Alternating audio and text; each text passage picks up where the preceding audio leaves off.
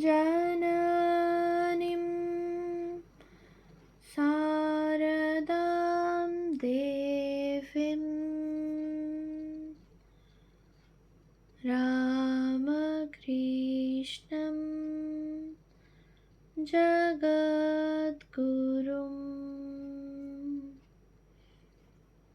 पादपद्मे त्वयोश्रित्वा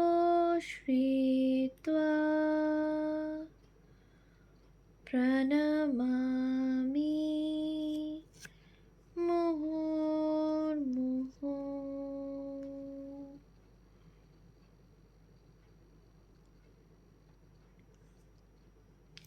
শ্রী শ্রী মায়ের কথা অখণ্ড থেকে পাঠ।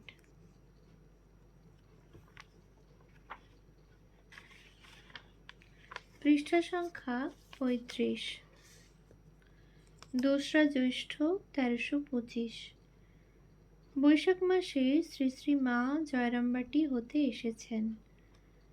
ম্যালেরিয়া জ্বরে ভুগে দেহ জীর্ণ শীর্ণ।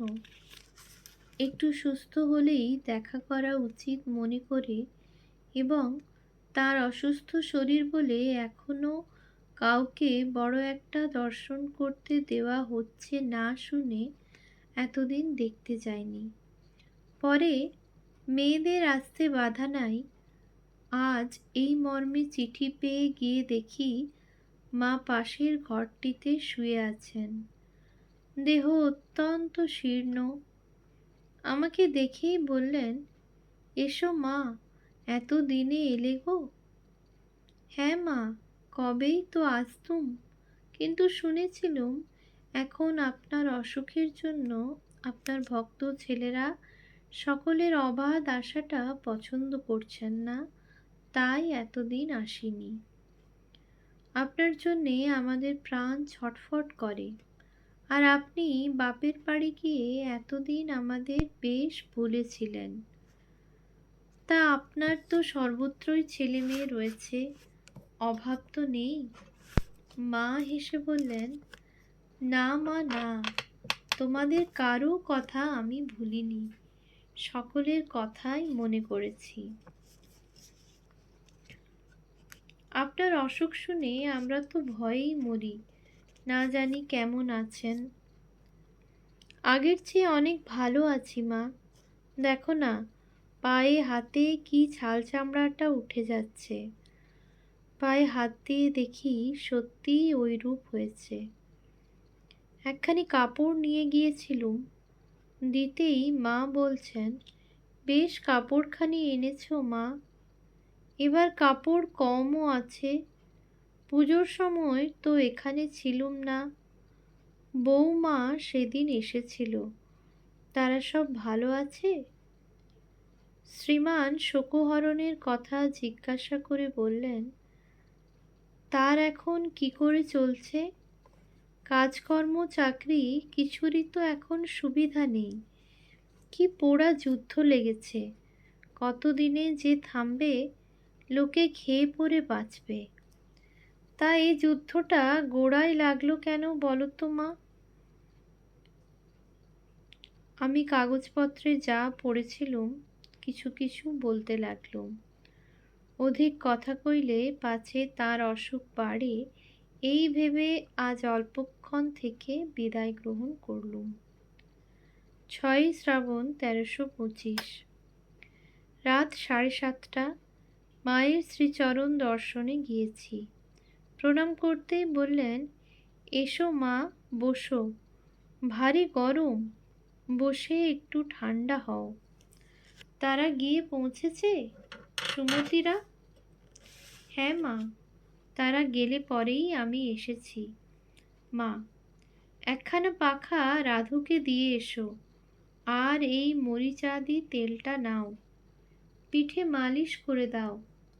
দেখেছ মা, হাতে পেটে আর জায়গা নেই, আমবাতে ঘামাচিতে ভরে গেছে।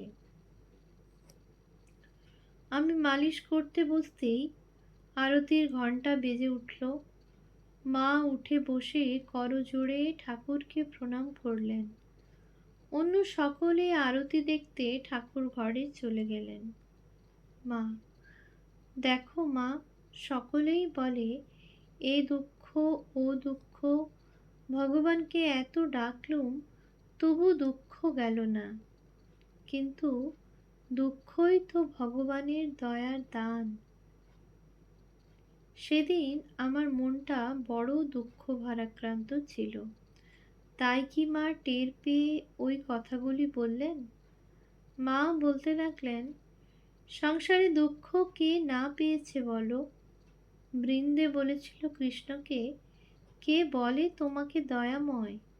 রাম অবতারে সীতাকে কাঁদিয়েছ, কৃষ্ণ অবতারে রাধাকে কাঁদাচ্ছ, আর কংস কারাগারে দুঃখ কষ্টে দিন রাত কৃষ্ণ কৃষ্ণ করেছে তোমার পিতা মাতা।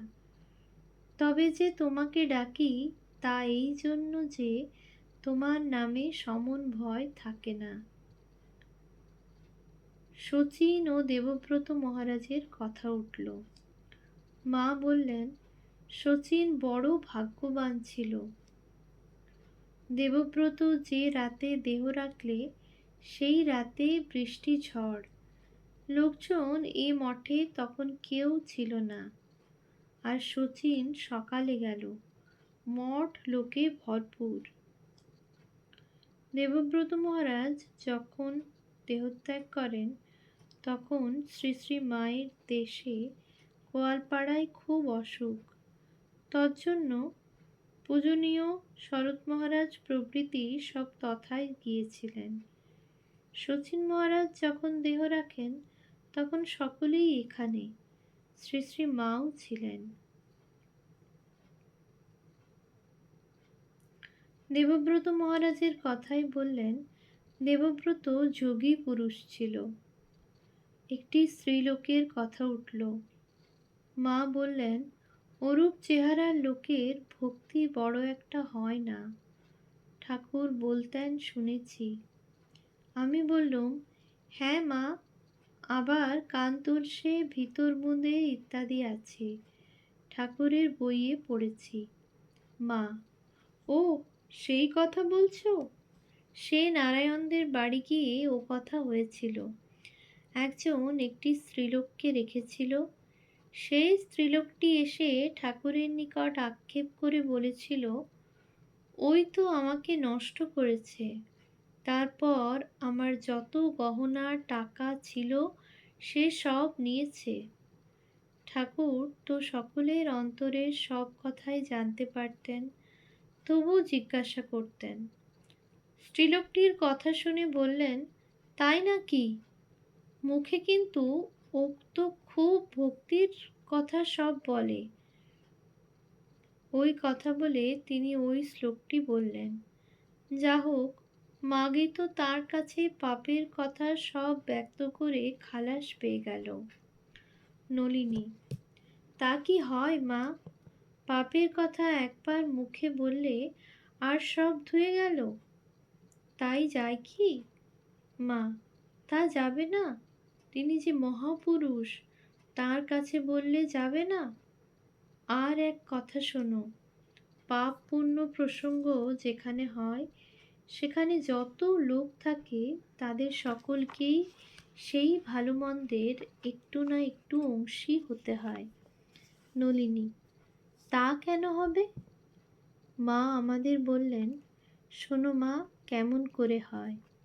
মনে করো একজন তোমাদের কাছে তার পাপ পুণ্যের কথা বলে গেল। মনে কখনো সেই লোকের কথা উঠলেই সঙ্গে সঙ্গে তার ওই ভালো মন্দ কাজগুলিরও চিন্তা এসে পড়বে। এই রূপে সেই ভালো বা মন্দ দুই-ই তোমাদের মনের উপর একটু কাজ করে যাবে। কি বলো মা, তাই না?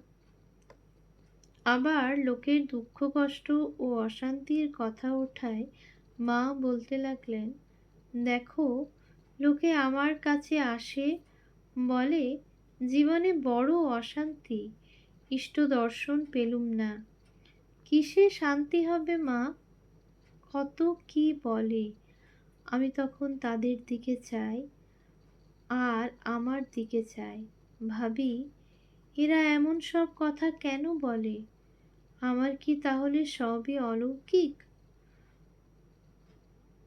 আমি অশান্তি বলে তো কখনো কিছু দেখলুম না। আর ইষ্ট দর্শন, সে তো হাতের মুঠোর ভিতর, একবার বসলেই দেখতে পাই।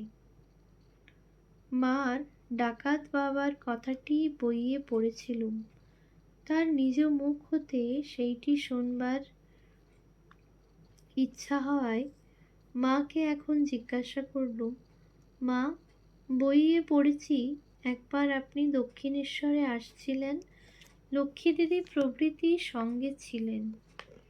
আপনি নাকি তাদের সমান দ্রুত চলতে না পেরে ও সন্ধ্যা হয়ে আসছে দেখে তাদের এগিয়ে যেতে বলে নিজে অনেক পিছিয়ে পড়েছিলেন। এমন সময়ে আপনার সেই বাগদি মা বাপের সঙ্গে দেখা হয়। মা, আমি একেবারে একলা ছিলুম তা ঠিক নয়, আমার সঙ্গে আরও দুজন বৃদ্ধা গোছের স্ত্রীলোক ছিলেন। আমরা তিনজনেই পিছিয়ে পড়েছিলুম। তারপর সেই রূপোর বালা পরা, ঝাঁকড়া চুল, কালো রং, লম্বা লাঠি হাতে পুরুষটিকে দেখে আমি বড্ড ভয় পেয়েছিলুম। তখন ও পথে ডাকাতি হতো। লোকটি আমরা যে ভয় পেয়েছি তা বুঝতে পেরে জিজ্ঞাসা করলে, কে গা, তোমরা কোথায় যাবে? আমি বললুম, পূবে।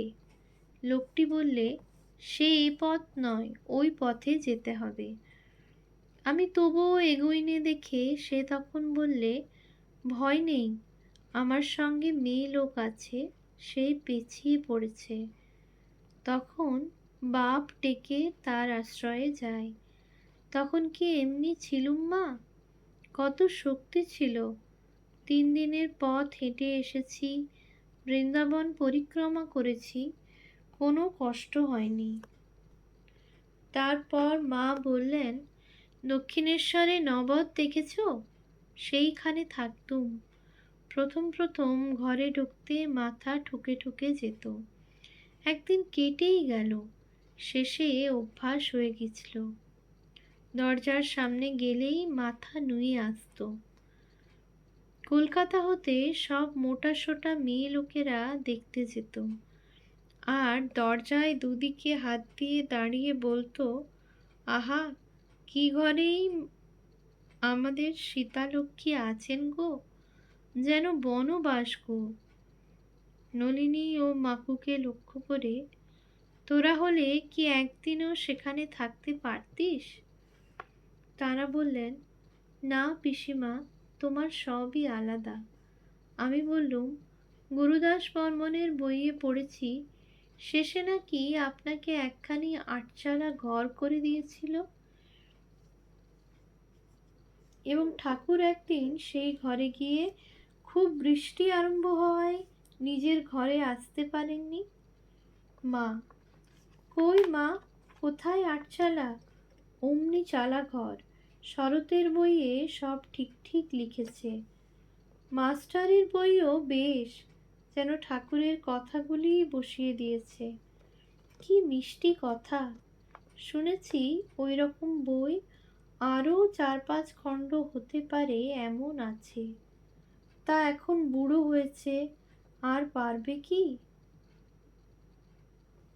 বই বিক্রি করে অনেক টাকাও পেয়েছে শুনেছি, সে টাকা সব জমা রেখেছে। আমাকে জয়রামবাটিতে বাড়ি টাড়ি করতে প্রায় 1000 টাকা দিয়েছে। বাড়ির জন্য 400 ও খরচের জন্য 530, আর মাসে মাসে আমাকে 10 টাকা দেয়। এখানে থাকলে কখনো কখনো বেশি, 20-25 টাকাও দেয়। আগে যখন স্কুলে চাকরি করত তখন মাসে 2 টাকা করে দিত। আমি, গিরিশবাবু নাকি মঠে অনেক টাকা দিয়েছেন। মা, সে আর কি দিয়েছে, বরাবর দিয়েছিল বটে সুরেশ মিত্তির, তবে হ্যাঁ, কত কত দিয়েছে বই কি। আর আমাকে 1.5 বছর রেখেছিল বেলুড়ে নীলাম্বরের বাড়িতে। ২,০০০ ৫,০০০ মঠে যে দিয়েছে তা নয়, দেবেই বা কোত্থেকে? তেমন টাকাই বা কোথা ছিল? আগে তো পাষণ্ড ছিল, অসৎ সঙ্গে থিয়েটার করে বেড়াতো। বড় বিশ্বাসী ছিল, তাই ঠাকুরের অত কৃপা পেয়েছিল। এবারে ঠাকুর ওর উদ্ধার করে গেলেন। এক এক অবতারে এক এক পাষণ্ড উদ্ধার করেছেন। যেমন গৌর অবতারে জগাই মাধায়, এই আর কি। ঠাকুর এক সময়ে এও বলেছিলেন, গিরিশ শিবের অংশ। টাকাতে কি আছে মা? ঠাকুর তো টাকা ছুঁতেই পারতেন না, হাত বেঁকে যেত। তিনি বলতেন, জগৎটাই যে মিথ্যা। ওরে রামলাল, যদি জানতুম জগৎটা সত্যি, তবে তোদের কামার পুকুরটাই সোনা দিয়ে মুড়ে দিয়ে যেতুম। জানি ওসব কিছু না, ভগবানই সত্যি।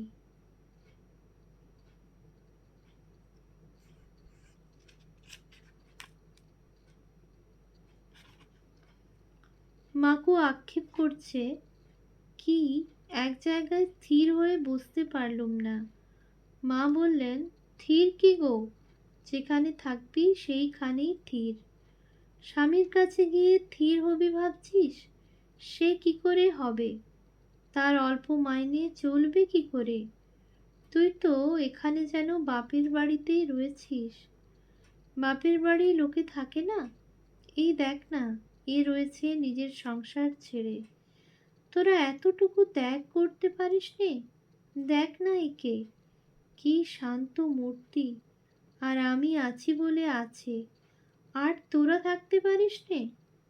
আমি, থাক মা, ঠাকুরের কথা আর একটু বলুন। মা, বইয়ে যে লেখে সব ঠিক হয় না। আমাকে যে ঠাকুর ষোড়শী পূজা করেছিলেন, সে কথা রামের বইয়ে যা লিখেছে তা ঠিক হয়নি। ঘটনাটি বলে শেষে বললেন, বাড়ি তো নয়ই, দক্ষিণেশ্বরে ঠাকুরের ঘরে, যেখানে গোল বারান্দার কাছে গঙ্গা জলের জালাটি রয়েছে, ওইখানে হৃদয় আয়োজন করে দিয়েছিল। এমন সময়ে যোগেন মা এসে জানালার পাশে দাঁড়িয়ে মার সঙ্গে কি কথা বলতে যেতেই মা তাকে বললেন, এদিকে এসো না, তোমাদের যে দেখতেই পাইনি। যোগেন মা হাসতে হাসতে মায়ের কাছে এলেন। আসবার সময় আমার গায়ে তার পা ঠেকে গেল। তিনি হাত জোড় করে প্রণাম করছেন দেখে আমি সশব্যস্তে উঠে প্রণাম করে বলছি, এ কি যোগেন মা, যে আপনার চরণধুলিরও যোগ্যা নয়, তার গায়ে পা ঠেকেছে বলে প্রণাম? যোগেন মা, সে কি মা, ছোট সাপটাও সাপ, বড় সাপও সাপ। তোমরা সব ভক্ত যে। মায়ের পানে চেয়ে দেখি মুখে সেই করুণা মাখা হাসি। রাত্রি অনেক হয়েছে দেখে কিছুক্ষণ পরে প্রণাম করে বিদায় নিলুম। ওম শান্তি শান্তি শান্তি। হরি ওম তৎসৎ। শ্রীরামকৃষ্ণার্পণমস্তু।